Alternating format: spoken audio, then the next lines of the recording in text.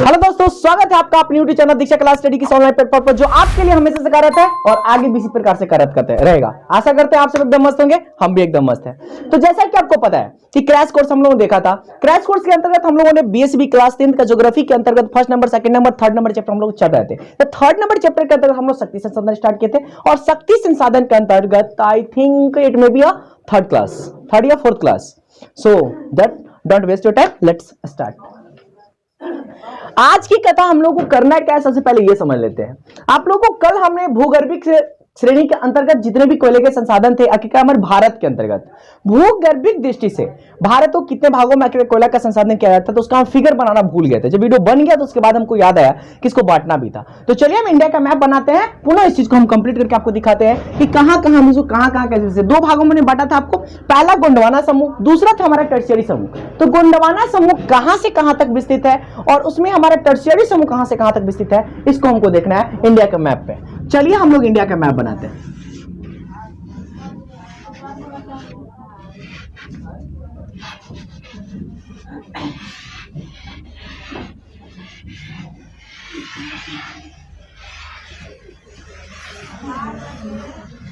ये हमारा इंडिया है। अब इंडिया के मैप पे हम लोग को देखना है कि हमारा गोंडवाना समूह कहां से कहां विस्तार तक किया हुआ है और टर्शियरी समूह कहां से कहां तक विस्तार किया गया। अगर आपको याद हो तो हमारा यहाँ पर सिक्किम वाला क्षेत्र आ जाता है, यहीं से हमारा पश्चिम बंगाल वाला क्षेत्र आता है, यहीं से हमारा बिहार आ जाता है। यहाँ पर बिहार आ गया, यहाँ से हमारा उत्तर प्रदेश अगर हम ले लें तो आपको पता चलना चाहिए कि यहाँ से हमारा महाराष्ट्र वाला क्षेत्र स्टार्ट हो जाता है, उसके बाद हमारा मध्य प्रदेश वाला इलाका यहां से स्टार्ट हो जाता है। तो आप हमेशा याद रखिए कि ये जो गुजरात वाला इलाका है, ये हमारा राजस्थान वाला इलाका जो आ जाता है, इसके बाद का क्षेत्र यहां से लेकर के आपको ये झारखंड वाला इलाका लेकर के पश्चिम बंगाल का क्षेत्र वाला इलाका से लेकर के पूरा का पूरा टोटल भाग आप यहां तक जो देख रहे हैं, ये पूरा का पूरा आपको गोंडवाना समूह के अंतर्गत आता है। किसके अंतर्गत आता है? गोंडवाना समूह। अब ये जो हमारा गोंडवाना समूह है, इसी गोंडवाना समूह के अंतर्गत मैंने आपको बताया था कि पूरे भारत में लगभग 96% कोयला कहां से प्राप्त किया जाता है, आप लोग को इसी गोंडवाना समूह से प्राप्त किया जाता है। 96% मतलब 96% कोयला। और आपको यह भी समझाए थे कि जैसे में मान लीजिए पूरे भारत में उपस्थित कोयला कितना परसेंट? 100%। अब ये 100% है, इस 100% में से आपका जो 96% मतलब ये अपने आप में 100% में से 96% कोयला हमारा कहां से प्राप्त किया जाता है, आप लोगों को इसी गोंडवाना समूह से प्राप्त किया जाता है। अब बचा 4% कोयला अन्य सारे के सारे गोंडवाना समूह में से छोड़ करके बाकी के बाकी हमारे पास जो बच गया 4% में से टर्शियरी क्षेत्र आता है, जिसमें से 2% कोयला आपको कहां से प्राप्त किया जाता है? टर्शियरी क्षेत्र से। अब हम लोग को यह देखना है कि टर्शियरी क्षेत्र क्या है। आप लोग को इंडिया के मैप में 7 सिस्टर के बारे में आप लोग को जानना होगा। 7 सिस्टर पढ़ना पड़ता है। 7 सिस्टर है क्या? ये 7 ऐसे राज्यों का समूह है जो पूर्वोत्तर राज्य में पड़ता है। पूर्वोत्तर जब इंडिया का मैप में पढ़ाऊंगा स्पेशली, तो उस वक्त आपको पता चल जाएगा कि पूर्वोत्तर क्षेत्र किसको बोला जाता है। पहले इसको समझते हैं कि टर्शियरी क्षेत्र कहां से कहां तक है, उसके बाद हम 2% वाला इलाका फिर हम समझाएंगे। अभी हमने देखा कि यहां से यहां तक हमारा क्या था? इंडिया का मैप था।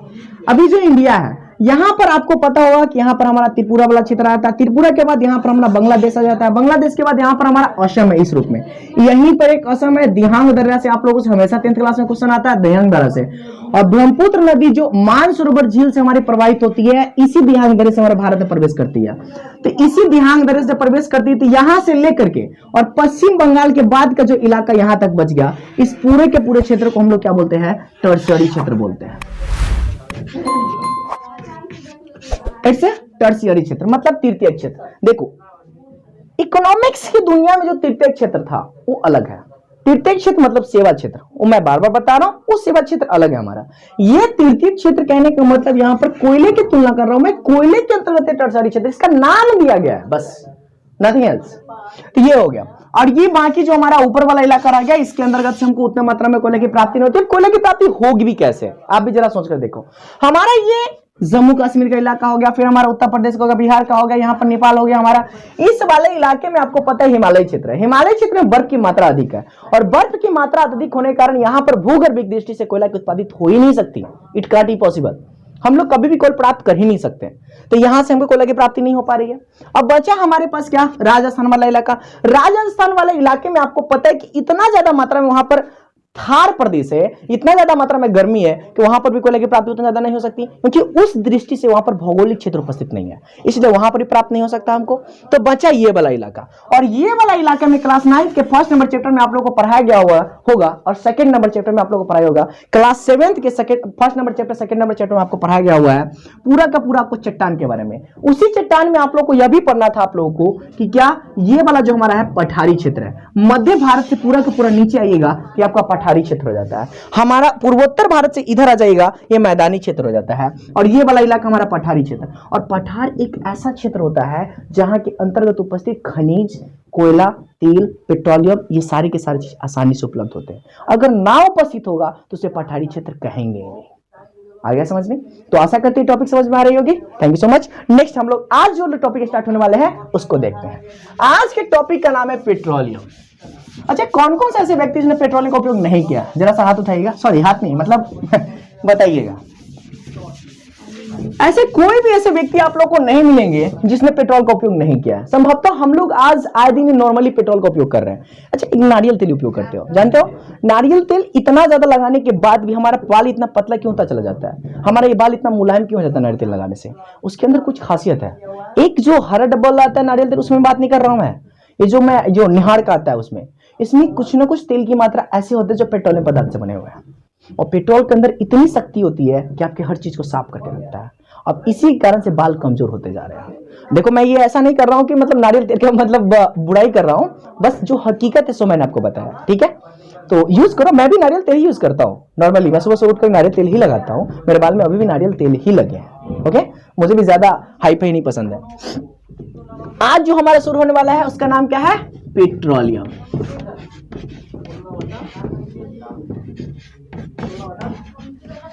अब सबसे बड़ा सवाल उठता है कि पेट्रोलियम है क्या? क्लास 8 की हमने बार बार आपको बताया था कि क्लास 8 का संसाधन आपको समझना है, अगर साइंस के अंतर्गत पेट्रोलियम मतलब कुछ भी समझना है, आपको कोयला के बारे में अगर विशेष तौर पे जानकारी हासिल करनी है, तो क्लास 8 के विज्ञान के 9वां नंबर या 10वां नंबर चैप्टर आपको पढ़ लेना चाहिए। बढ़िया तरीके से आपको बेसिक तौर पे क्लियर हो जाएगा वहां पे। तो पेट्रोलियम, वैसे भी हमेशा एक बात हम बताया, किसी वर्ड का अर्थ जानना हो तो एक ही डायलॉग लगाने का, समझा क्या? सबसे पहले तोड़ेंगे, उसके बाद जोड़ेंगे, उसके बाद बोलेंगे। सबसे पहले अगर जुड़ा हुआ है तो उसको तोड़ो, उसके बाद बोलो, उसके बाद मतलब जोड़ो तब बोलो। अब चलिए इसको तोड़ते हैं। इस वर्ड को तोड़ेंगे तो हमारे पास दो वर्ड मिलेंगे। पहला हमारे पास मिलेगा, वह मिलेगा क्या? पेट्र। पेट्रो भी लिख सकते हैं, लेकिन आपको पता होना चाहिए संधि विच्छेद उसी जगह से किया जाता है। व्याकरण वाले टीचर आपको पढ़ाते होंगे, संधि विच्छेद उन्हीं जगह से किया जाता है जहां से किसी न किसी एक खंड का हमको अर्थ मिलता है। आप लोगों को शब्द के रूप जब पढ़ाया जाएगा उस वक्त आपको सर पढ़ाएंगे, योग होता है, योग रूढ़ होता है, यौगिक होता है, ये 3 प्रकार के शब्द के रूप हैं, और उन सारे के सारे शब्द के रूप में आप लोग को ये पढ़ना रहता है कि किस तरीके से तोड़ा जाए, किस तरीके के। जैसे मैंने आपको बताया था एग्जाम्पल में, मैं लिखता हूं घर, अगर मैं घर लिखा तो इसको तोड़ने पर कितना भी तोड़ेंगे ना तो हमको घ का अर्थ मिलेगा और ना तो र का अर्थ मिलेगा, लेकिन घ अपने आप में अर्थपूर्ण है। अगर यह अर्थपूर्ण ना रहेगा तो हम इसको अक्षर कहेंगे ही नहीं, लेकिन यहां पर प्रयोग हो रहा है इसलिए इसमें अर्थ नहीं है, तो वहां पे पढ़ना आप लोगों को। अब ध्यान दीजिए, पेट्र, अब इसका अर्थ क्या होता है हमको इसको देखना है। पेट, दूसरा हमको मिलेगा ओलियम। अब यहां से पेट्र और ओलियम कैसे निकला, देखो, ये अ ओकार ओ, अ ओकार ओ का मात्रा भी हम निकालेंगे तो क्या निकलेगा? ओकार। अब इसको हम जब अगले अक्षर के साथ जोड़ेंगे तो ये अपने आप में खाली मात्रा नहीं रह जाता, अ ओकार ओ बन जाता है, इसीलिए ओ अलियम। ओलियम शब्द की रचना में पढ़ना है आप लोगों को, ये हमारा ओलियम बन गया। तो पेट्र प्लस ओलियम। पेट्र का मतलब होता है, आप लोगों को इंग्लिश का वर्ड है, ये हमारे ग्रीक लैटिन वर्ड से हमारा पेट वर्ड लिया गया है, और इसका अर्थ होता है चट्टान। इसका अर्थ क्या होता है? चट्टान। अब ये चट्टान हो गया, और ओलियम का मतलब होता है, देखिए, ऑली मतलब ऑयल, ऑयल मतलब तेल, मतलब ओलियम का अर्थ क्या हो गया? तेल। अब चट्टान और तेल, अब इसको जोड़ेंगे तो हमारे पास एक विशेष अर्थ मिलता है। इसका मतलब क्या? कि यह चट्टान से बना हुआ तेल, या हम इसको कह सकते हैं साधारण सी भाषा में, चट्टान से निकला हुआ तेल। आगे समझ में? इसके बारे में एक पॉइंट है, विशेष तौर पर वहां पर देखेंगे। पहले इसके बारे में बेसिक पॉइंट हम लोग लिख लेते हैं। क्या क्या बेसिक पॉइंट है इसके बारे में लिखते हैं।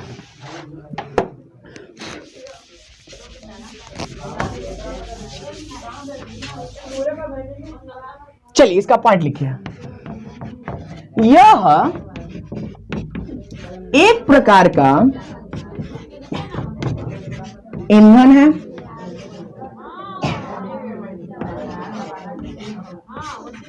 यह एक प्रकार का ईंधन है। दूसरा, इसका परिभाषा के तौर पर मैं विभाजित करना चाहूं तो इसका परिभाषा के तौर पे क्या होगा, हमको इसको देखना होगा। चलिए हम परिभाषा हमको लिखाते हैं। यह भूपर्पटी के बहुत नीचे अवसादी परतों के बीच पाया जाने वाला संतृप्त हाइड्रोकार्बन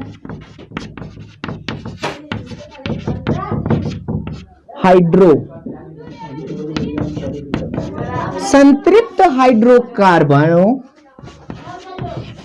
का काले रंग या काले भूरे रंग का गाढ़ा तैलीय द्रव होता है। इसका नेक्स्ट अगर पॉइंट लिखा है, इसे कच्चा तेल या धात्विक तेल भी कहते हैं।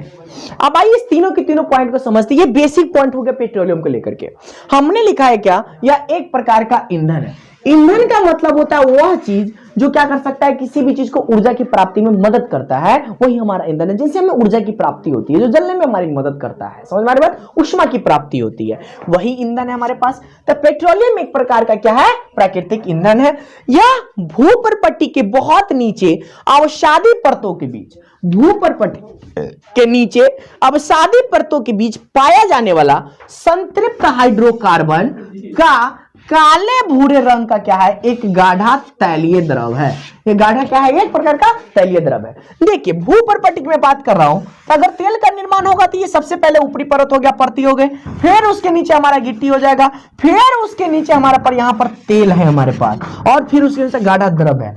इतना परत के बाद हमारे पास पाया जा रहा है। तो इसीलिए बोला है क्या, भूपर्पटी के बहुत नीचे अवसादी परतों के बीच, अवसाद जितने भी है उस परतों के बीच, यहां पर जितने भी ह्यूमस की मात्रा होगी, अधिक होगी, कचरा उचरा जितना होगा उसमें से निकले हुए ये लोग, समझ में आ रही बात। तो वहां पर संतृप्त हाइड्रोकार्बन का काले भूरे रंग का क्या है, गाढ़ा तैलीय द्रव होता है। ठीक है। दूसरा लास्ट पॉइंट ये हमारे पास है, इस पॉइंट के अंतर्गत का, इसे कच्चा तेल या धात्विक तेल भी कहते हैं। ध्यान दीजिए, इसे कच्चा तेल या धात्विक तेल भी कहते हैं। इसका एक और पॉइंट लिखते हैं, चलिए ध्यान देते हैं। इसका नाम याद रखिएगा, इसे कच्चा तेल या धात्विक तेल भी कहते हैं। इसका या इसे रॉक ऑयल भी कहा जाता है। अब ये रॉक ऑयल क्यों कहा जाता है, अभी मैंने इसको जो डिफाइन किया था आपको बताया था। पेट्रोलियम को तोड़ेंगे तो हमारे पास पेट्र वर्ड मिलेंगे, और पेट्र का मतलब हो गया क्या, चट्टान, और चट्टान को इंग्लिश में क्या कहते हैं आप लोगों को पता है, रॉक। अब आपको ऑयल का मतलब हो गया क्या, मतलब हमारा ओलियम, ओलियम का अर्थ क्या निकल रहा था हमारा, ओलियम का अर्थ निकल रहा था तेल, और तेल का मतलब क्या हो गया, रॉक तेल या रॉक ऑयल। इसीलिए इसका दूसरा नाम क्या बोला जाता है, रॉक ऑयल भी बोला जाता है। ये बहुत इंपॉर्टेंट वर्ड था, इसलिए मैंने उसको डिफाइन किया था। समझ में बात, ये हमारा रॉक ऑयल। अब हम लोग देखते हैं भारत में आखिरकार भारत के दृष्टिकोण से पेट्रोलियम का वर्गीकरण कितने क्षेत्र में, कितना ज्यादा मात्रा में, कहां कहां किस रूप में विस्तारित है हमारे पास पेट्रोलियम, इसके बारे में डिस्कस करना है। ठीक है, चलिए इसके बारे में डिस्कस करते हैं। भारत में पेट्रोलियम का वर्गीकरण, ठीक है, ये भारत के अंतर्गत हम लोग को पढ़ा रहे हैं, ठीक है। नेक्स्ट इसके अंतर्गत हम लोग पॉइंट लिखेंगे। चलिए, भारत में पेट्रोलियम और प्राकृतिक गैस का कुल भंडार 17 अरब टन है। 17 अरब टन है। चलिए इसका दूसरा नंबर पॉइंट हम लिखाते हैं। भारत पूरे विश्व का 1% पेट्रोलियम का उत्पादन करता है। नेक्स्ट भारत में पहली बार 1866 में ऊपरी असम घाटी में तेल के कुएं खोदे गए थे। इसी का एक पॉइंट है, बाद में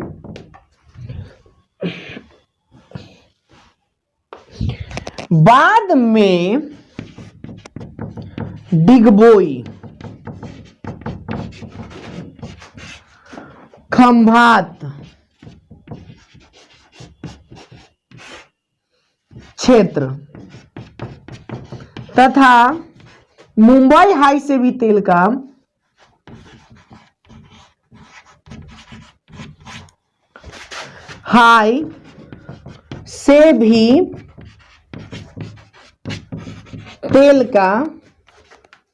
पता चला।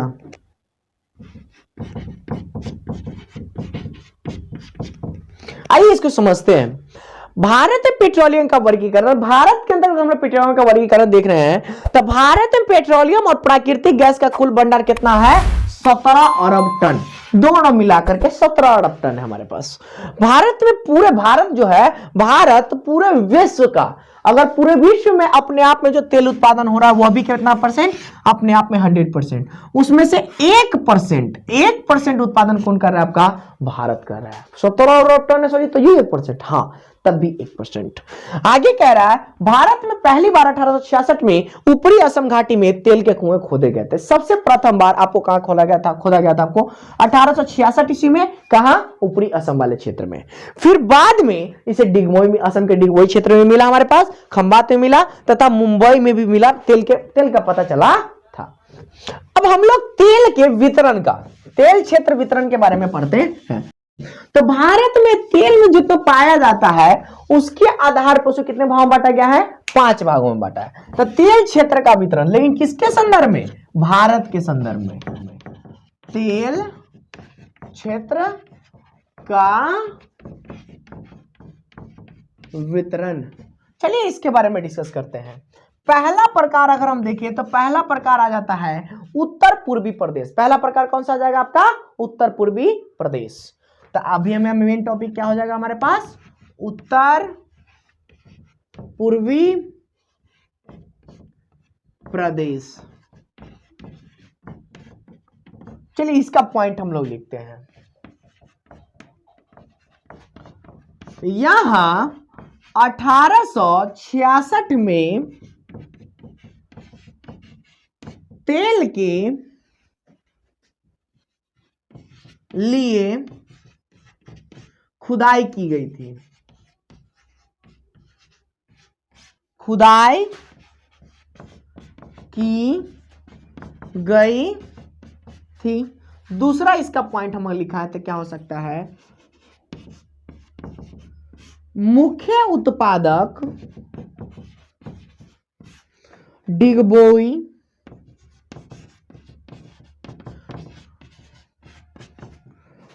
नहरकटिया,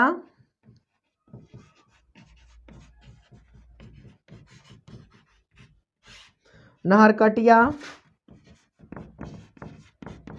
मोरान, रुद्रसागर आदि है। अब ध्यान दीजिए,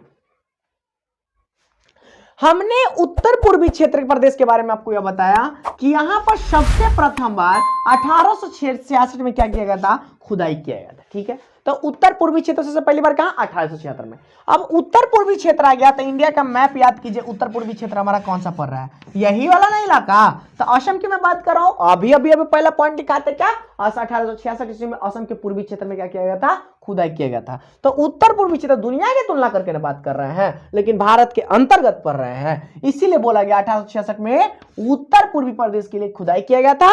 मुख्य उत्पादक मतलब उत्तर पूर्वी क्षेत्र में मुख्य उत्पादक कौन से हैं, तो डिगबोई हो गया, नहरकटिया हो गया, मोरान हो गया, रुद्रसागर हो गया। ये ऐसे जगह हैं जहां पर उत्तर पूर्वी प्रदेश से हम लोग को तेल की प्राप्ति की जाती है, खुदाई किया जाता है।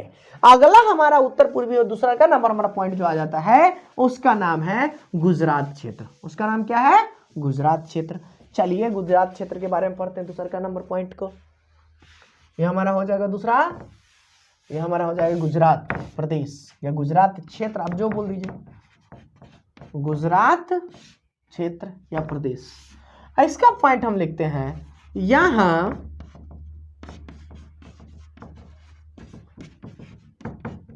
पहली बार 1958 में तेल का पता लगा था,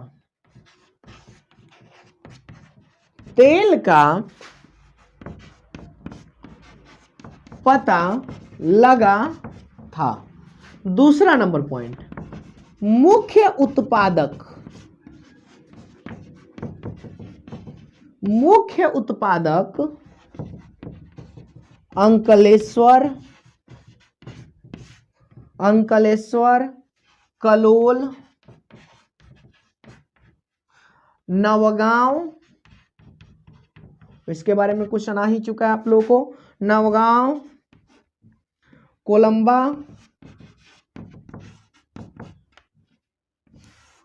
कोलंबा, मेहसाना आदि है। तो ये क्षेत्र गुजरात क्षेत्र में हो गया। मतलब गुजरात में सबसे प्रथम बार कब खुदाई किया, तेल का पता चला था आप लोगों को 1958 में। तो 1958 में गुजरात प्रदेश में आप लोगों को क्या होने के लिए मतलब पेट्रोल उपस्थित होने का पता चला था। तो मुख्य उत्पादक मतलब गुजरात क्षेत्र मुख्य उत्पादक क्षेत्र कौन सा है, अंकलेश्वर, कलोल, नवगांव, कोलंबा, मेहसाना आदि, ये सारे क्षेत्र है। अब अगला हमारे पास तीसरा नंबर पॉइंट हम बोले तो तीसरा नंबर हो जाता है मुंबई हाई क्षेत्र, मुंबई हाई क्षेत्र। चलिए इसके बारे में डिस्कस करते हैं, इसका पॉइंट लिखाते हैं। यहां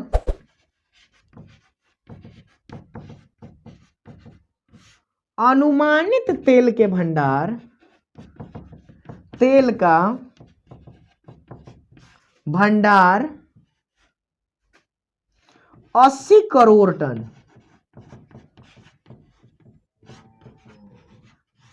है। दूसर का यहां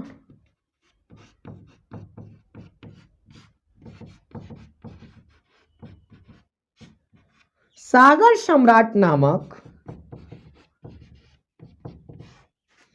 जलयान पानी के भीतर तेल खोदने,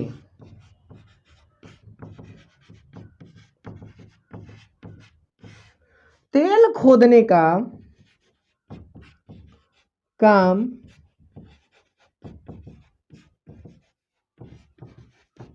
करता है। आइए अब इसके बारे में डिस्कस करते हैं। मुंबई हाई क्षेत्र, यह अनुमानित तेल का भंडार मतलब यहां पर मुंबई हाई क्षेत्र में 80 करोड़ टन है। अनुमानित तौर पे, समझ में आ रही बात, 80 करोड़ टन। यहां सागर सम्राट नामक एक जलयान है जो पानी के भीतर क्या करता है, तेल का खुदाई करता है। अब हमारे पास 2 पॉइंट है, इसके बारे में डिस्कस करते हैं। अगला नंबर जो है हमारे पास क्षेत्र, उसको कहा जाता है पूर्वी तट प्रदेश। क्या कहा जाता है, पूर्वी तट प्रदेश।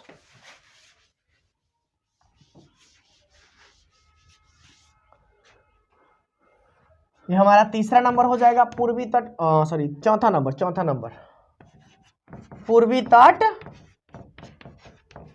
प्रदेश। चलिए अब इसके पॉइंट लिखते हैं हम। यहां नारीमन और